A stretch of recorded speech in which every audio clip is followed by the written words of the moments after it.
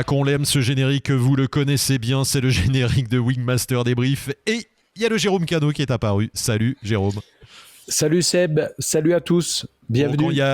Merci Jérôme, bienvenue à tout le monde. Et quand on a le générique et suivi de nous deux comme ça veut dire que c'est un enregistrement, on n'est pas en live, on ne chatte pas avec vous en direct, vous pouvez nous laisser quand même vos messages, n'hésitez pas, mais on sera en live très prochainement. Et bien évidemment vous avez le contenu gratuit qui vous est offert chaque semaine, on en est très content de ce Wingmaster Débrief sur la chaîne YouTube. Mais n'oubliez pas la masterclass, bon, c'est un petit peu ce qui nous fait vivre et qui permet de faire vivre cette chaîne gratuite surtout. 24 épisodes, 14 heures de vidéo, 2 ans de tournage et de montage à La Réunion et puis également à Saint-Hilaire récemment, puisqu'on a fait un épisode supplémentaire sur le cross, sur les monosurfaces. Beaucoup de conseils, plein d'infos, même des gens qui volent depuis longtemps. Il y a même des pros. La dernière fois c'était Ivo, un instructeur, qui me disait qu'il avait même appris des trucs en regardant ça. Donc on apprend à tout niveau, à tout âge, j'allais dire, à tout moment de sa formation, même quand on vole depuis longtemps. Jérôme, tu as voulu partager ça, ta connaissance, montrer plein d'astuces, c'est ça qui est important. Comme ça fait pas mal d'années que je vole et que j'enseigne, oui, ça me permettait de poser ça quelque part en fait. Sinon, je me dis ça sert à rien que je garde ça dans ma tête. Donc de poser ça. Donc on a fait du visuel, des bonnes vidéos pour tout montrer, etc. Et ça amène énormément de détails, c'est très complet, etc. Donc pour un pilote qui fait des stages et qui a envie de compléter tout ce qu'il a appris et tout, là il y a matière à, ça dure longtemps et c'est pour du débutant au pilote de cross, au pilote autonome. C'est un contenu qui est là pour vous à vie en tout cas, donc allez voir sur le site. Donc parlez-en autour de vous, tous vos amis qui débutent, etc. Orientez-les vers cette masterclass parce qu'elle est unique, elle est complète, elle est très riche, très détaillée, très argumentée et très visuelle.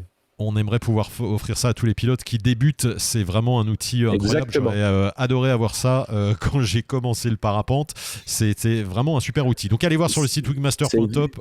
Oui, Jérôme. Ça évite quelques essais-erreurs. Oui, tout à fait. En plus, complètement. Ça ancre des choses visuellement. Bon, on vous en fait la retape. Vous connaissez bien maintenant. Et pour ceux qui ne connaissent pas, wingmaster.top, vous avez toutes les infos.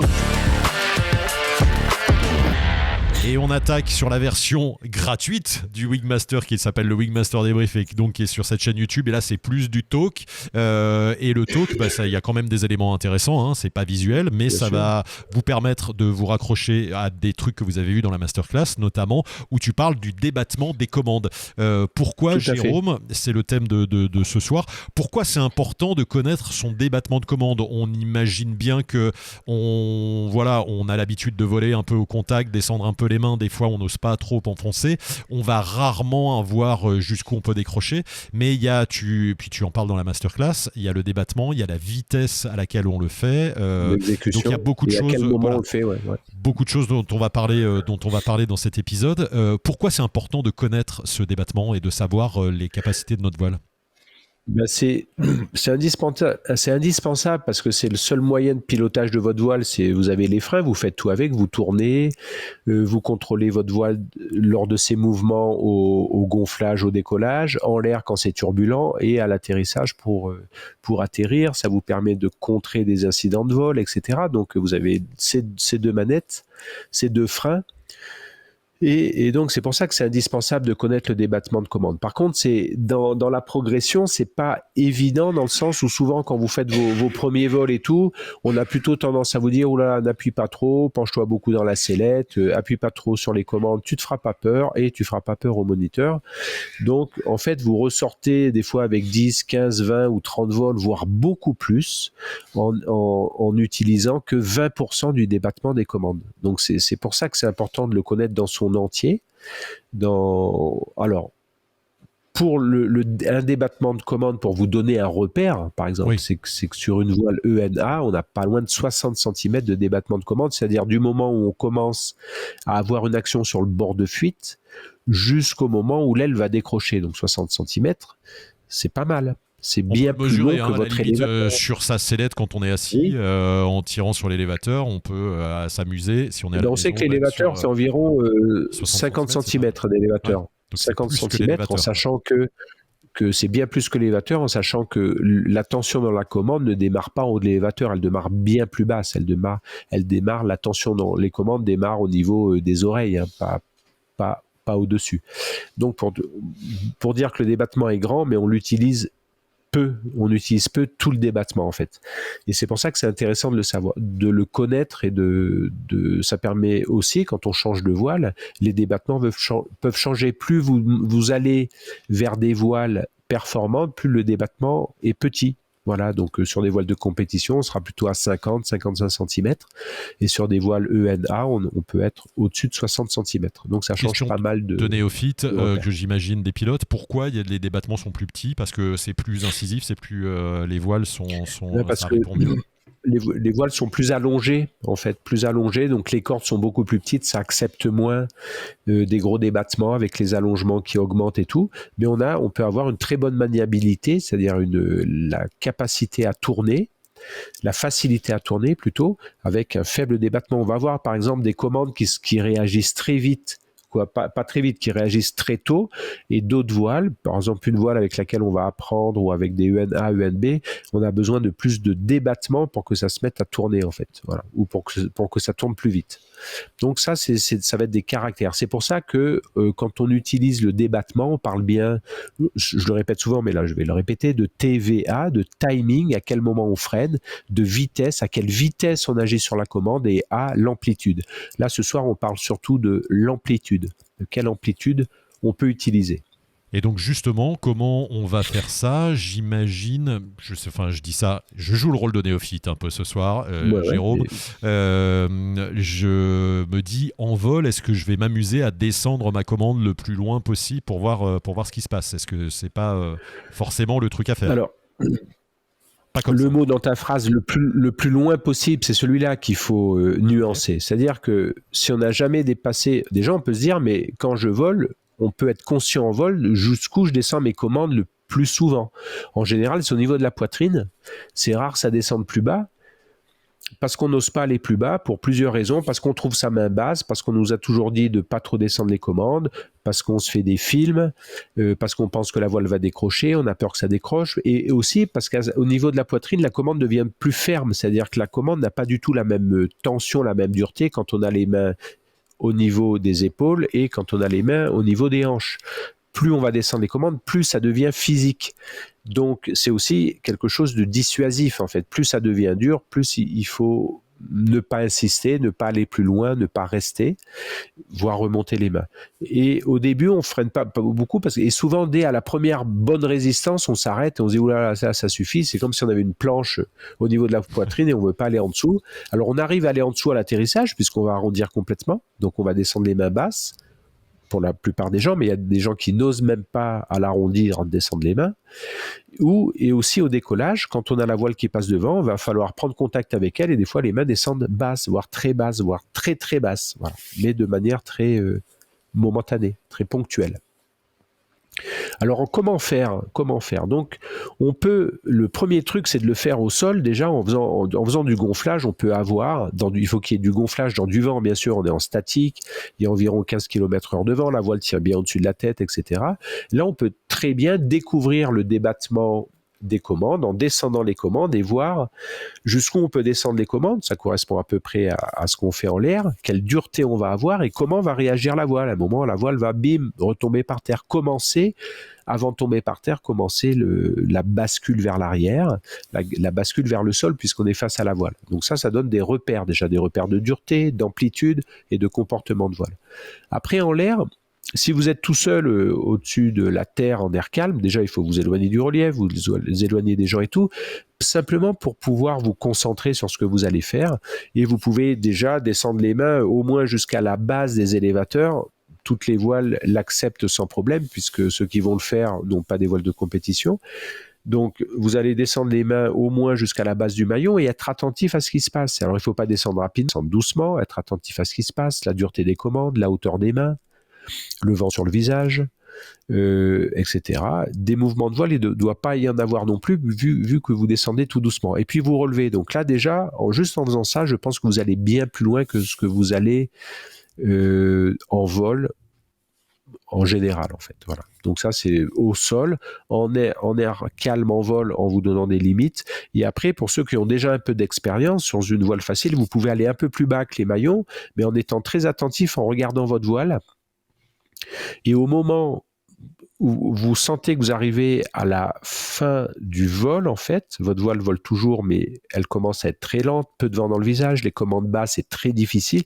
Là, il faut être très attentif. Dès qu'on voit un enfoncement vertical, il faut tout de suite relever les mains. Si vous relevez assez tôt les mains, il n'y a pas de problème, la voile va revoler avec un petit mouvement de tangage, il n'y a pas de problème. Par contre, si vous basculez, c'est pour ça qu'il faut être attentif, si vous vous endormez sur les commandes lors de la bascule arrière, là vous rentrez dans un décrochage, et donc là le retour au vol il va être bien plus tonique, bien plus fort, il va beaucoup solliciter le corps, ça va être très instable, donc c'est pour ça qu'on évite d'aller là.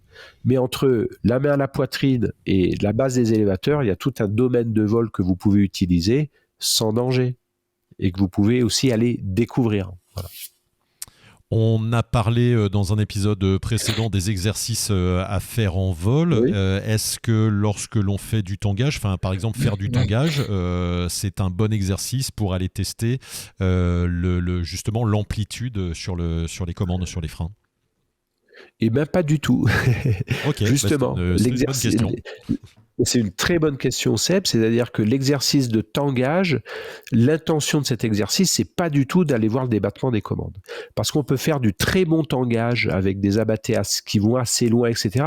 Pas avec beaucoup de débattement de commandes et pas avec beaucoup d'efforts sur les commandes. C'est simplement à quel moment on va appuyer sur les commandes qui va faire qu'on provoque bien du tangage. Donc, pour tout ce qui est débattement des commandes, on va éviter de le faire en aérologie turbulente et on va éviter de le faire sur des mouvements dynamiques de la voile, en fait, sur des mouvements de tangage, sur des mouvements pendulaires. On va le faire vraiment lentement pour pouvoir porter attention à ce qui se passe. Donc on peut chanter les mouvements de la voile, donc on est loin du relief, on est en air calme, on se met bien dans sa sellette, on est attentif à ça, on va voir un peu, et surtout on est conscient de ce qui se passe, parce que vous allez enregistrer des sensations, des duretés à la commande, du vent dans le visage, etc. Et donc, c'est ça que vous allez enregistrer et ensuite pouvoir faire le lien avec l'aérologie dans laquelle vous volez. Donc, vous allez à ce moment-là être attentif quand vos mains descendent, jusqu'où elles vont, si elles ont besoin de descendre plus alors que vous n'osez pas, à quel moment vous freinez, à quelle vitesse, etc. Donc, être attentif à tout ça. Jérôme, une question. Est-ce que tous les pilotes doivent connaître le débattement? J'imagine que tout le monde n'a pas fait ces tests. Quand on a une nouvelle voile, on n'a peut-être pas envie d'aller voir jusqu'où ça va. Est-ce que c'est un passage obligé, j'allais dire, si tu veux être un bon pilote, entre guillemets, il faut quand même savoir de quoi est capable ta voile? Oui, je pense que c'est nécessaire. La question, c'est que chacun ne va pas y arriver de la même manière. Il y en a qui vont sentir de le faire un petit peu seul. D'autres vont avoir besoin d'un encadrement pour faire ça. Donc, un encadrement en CIF peut permettre de connaître son débattement maximal. Même un encadrement au milieu adapté, au-dessus de la terre et tout, si c'est bien mené, on peut découvrir son débattement aux commandes. Oui, ça sert parce qu'on vole pas toujours en air calme, en fait. Si on volait qu'en air calme, il y a plein de trucs de pilotage qui servent à rien, en fait. Mais comme on va voler en aérologie qui va bouger, on va souhaiter rester en l'air, se déplacer avec les potes, etc. Donc, il va falloir utiliser, en fait, le seul truc que vous permet la voile et avec laquelle vous êtes en lien avec elle, c'est les freins, en fait. C'est un peu comme si en vélo, vous faites le tour du quartier avec votre vélo, vous avez 3 vitesses, vous avez toujours la même, et puis un coup, vous voulez aller vous balader avec les potes, faire un petit tour de quartier un peu plus grand, du massif par exemple, avec des cols, des descentes, des virages, des lignes droites, vous n'allez pas pouvoir être toujours à la même vitesse, c'est pas possible, toujours utiliser la même vitesse, il va falloir utiliser pédalier, pignon arrière, etc., pour essayer d'adapter à tout le terrain, à tout ce qui se passe, à votre fatigue, à votre... C'est exactement pareil. C'est comme en bagnole, si on a 3 vitesses, si on a 6 vitesses, on n'utilise toujours que 3, ça va limiter un peu l'utilisation. Puis il faut bien comprendre qu'on peut être surpris. Alors par exemple, je pense à une situation moi qui m'est arrivée il n'y a pas longtemps en étant à La Réunion où le vent est rentré très fort d'un seul coup avec tu vois, des rafales de 30 km/h, voire 35. Où, pour faire une approche, tu es vraiment quasiment au-dessus de latéraux et tu joues avec des débattements qui peuvent être justement, très forts, avec ton régime très de vol. importants pour Exactement. être fixé à l'endroit où tu vas atterrir. Donc tu sens la limite, tu sens qu'à des moments ça faut vite relever les mains et il faut avoir un ressenti. Là, t'as pas le temps de regarder ta voile, quoi. C'est que du ressenti. Exactement, c'est que du ressenti. C'est aussi du visuel avec la position des mains et du ressenti. Donc c'est pour ça. Et aussi, quand on parle de débattement, là, on parle de jusqu'où on peut freiner la voile, mais il faut aussi être conscient, qu'est-ce que ça veut dire être bras haut? Où est-ce qu'on met ses mains? À quel endroit, quand on met nos mains, on n'a pas d'action sur le bord de fuite? Il faut aussi avoir cette notion haute, en fait. Parce que sinon, on a toujours du frein, mais on s'en aperçoit peut-être plus du tout, quoi. Et donc, savoir se mettre bras haut, savoir freiner, savoir se mettre bras haut. Et c'est aussi... Là, on a parlé pour optimiser le pilotage, les thermiques, bloquer les mouvements de voile et tout, mais ça peut être aussi pour anticiper des incidents de vol. Parce que quand vous volez, si vous avez de la tension dans les commandes, si vous appuyez trop sur votre commande d'un côté, par exemple en tournant, et que votre commande s'allège ou il n'y a plus de résistance, donc ça c'est une sensation, ça veut dire que votre voile est en train de décrocher du côté où vous appuyez trop. Donc on dit ça passe à travers en fait. La commande devient de plus en plus dure et pop, elle devient toute molle. Quand elle devient toute molle, c'est que le bout d'aile où vous freinez ne vole plus et est en train de décrocher, quoi. Donc important. Donc c'est aussi pour des éléments de débattement, de sécurité, quoi, bien sûr. Ouais, et comme tu le dis, comme on en parlait, c'est vraiment une histoire aussi de ressenti. Donc c'est pas que il y a le visuel et il faut l'avoir fait plusieurs fois, de nombreuses fois pour sentir sa voile comment elle réagit. Hein. On fait quasiment corps avec sa voile. Hein. C'est ça qui est. Voilà. C'est peut-être un peu le secret des pros, j'allais dire, des pilotes qui volent bien. C'est ils ont plus forcément la conscience. Ils sont dans le ressenti de ce qui se passe avec leur commande. Oui, après c'est pour ça qu'il faut qu'ils regardent où sont leurs mains pour savoir où elle est en fait. C'est normal. Après on emmagasine tellement, on sait plus trop où c'est. Mais quand vous utilisez vos commandes, voilà, pensez à 3 trucs sur lesquels vous pouvez porter votre attention. C'est où sont vos mains par rapport à votre corps, donc ça peut être visuel. Quelle tension vous avez dans les commandes, donc comment ça durcit, à tel niveau, quel effort je mets dans la commande pour maintenir cette position, donc ça c'est l'effort à la commande. Vous pouvez être attentif aussi au vent que vous avez dans le visage. Le vent va vachement varier, mais vous pouvez vous apercevoir de ça que si vous portez l'attention dessus, sinon on fait jamais gaffe à la variation de vent. Donc, en utilisant vos commandes, vous pouvez être attentif, ça va vous donner des repères au vent que vous avez dans le visage, comment il diminue, etc. Et ça peut vous donner, en ancrant ces 3 trucs, en mettant le focus dessus, donc en les enregistrant, en fait, quand vous allez voler, vous allez à un moment vous dire, oula, là, ces mains, c'est des mains basses, je connais ces mains basses, je les fais, mais mes mains sont trop basses, il y a un truc qui va pas, là. Voilà. Parce que c'est trop dur dans les commandes, par exemple. Donc, on n'a pas besoin de regarder, peut-être de ressentir. On va dire que pour poursuivre l'anecdote dont je t'ai parlé, que les pilotes qui sont peut-être en bord de mer ou qui volent dans du vent ont peut-être plus l'habitude de jouer sur l'amplitude des commandes avec leurs freins parce qu'ils ont une gestion de leur voile à faire à l'atterrissage notamment, hein, pour rester ou pour se poser. Ouais. Tout à fait. C'est sûr que suivant les pratiques, on va de toute façon utiliser plus de débattement ou pas. Par exemple, sur des sites où vous êtes obligé de reposer sur les décollages, par exemple en bord de mer, par exemple en montagne ou pas, vous êtes obligé d'utiliser votre débattement aux commandes. Et souvent, on n'arrive pas au début à reposer sur les décollages parce qu'on n'ose pas ralentir sa voile, on ne sait pas trop où on en est, etc. Par rapport à ça, on est un peu perturbé. Donc, suivant les endroits. Après, quand on fait aussi, les gens qui aiment bien faire du pilotage, de la voltige et tout, ils connaissent leur débattement aux commandes par cœur, en fait, puisqu'ils l'utilisent en permanence, en fait. Vitesse, ralentissement complet, voire décrochage, etc. Des manœuvres de voltige, on doit sortir du domaine de vol. Donc, il faut bien savoir qu'est-ce qui se passe quand on appuie sur les commandes et connaître son débattement. Après, quand on vole aussi peut-être en thermique ou voire en cross, on va aussi faire varier notre débattement commande. C'est pas toujours le même, simplement parce qu'on va rentrer dans des aérologies différentes, donc on peut pas rester sans rien faire dans des aérologies qui bougent beaucoup. Il va falloir contrôler les mouvements de la voile et on peut pas non plus voler tout le temps freiné quand c'est calme. Il y a un truc qui va pas en fait, qui est contradictoire, qui sert à rien, quoi. Voilà. Donc ça vous amène un truc en plus.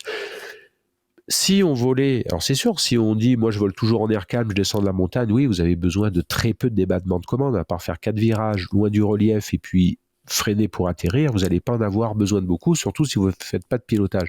Vous pouvez rester là-dedans, mais j'en suis pas sûr que vous allez rester dans ce type de pratique en fait, parce qu'on a envie un peu plus, on a envie d'aller voir ailleurs, voire même à un moment on va changer de voile en fait, et les débattements peuvent changer, ou les réactions à la commande peuvent changer aussi. Donc quand on change de voile, on reteste à nouveau, on refait les Oui, c'est mêmes bien. On peut expériences, refaire de ça, voir le débattement, voir comment refaire il même des réagit. exercices, faire bouger sa voile et tout, refaire du gonflage pour on va dire, retrouver un repère juste en fonction de sa voile et non pas avoir le repère de la voile d'avant. Ouais. Et Merci aussi, Jérôme. simplement, Ouais, allez, si on petit est mot de en haute conclusion. fourchette ou en bas de fourchette aussi, le Et oui, bien sûr. débattement va pas être le même ou les réactions de la voile vont pas être le même. Quoi. Donc important de regarder tout ça. Merci, on a bien compris l'importance de bien connaître Mmh. le débattement, de ce qui est capable. Et là, on a parlé encore une fois que d'amplitude. Hein. On n'a pas parlé ni de vitesse d'exécution. Ça sera Exactement. l'objet d'une autre discussion. On a déjà fait des épisodes là-dessus également. Et puis, tout est dans la masterclass. N'hésitez pas à aller voir. Merci Jérôme pour ces précieux conseils, ces précieuses informations. Ça met aussi encore une petite graine quelque part. Et voilà, on y réfléchit. Merci, à très vite pour un prochain épisode de Wigmaster, bien évidemment, dimanche Ça prochain. marche, c'est le feu. Allez, merci, c'est le feu, on se réchauffe là, ça caille en ce moment. Même avec le réchauffement, c'est pas sûr. Mais allez, la bise, à bientôt, ciao.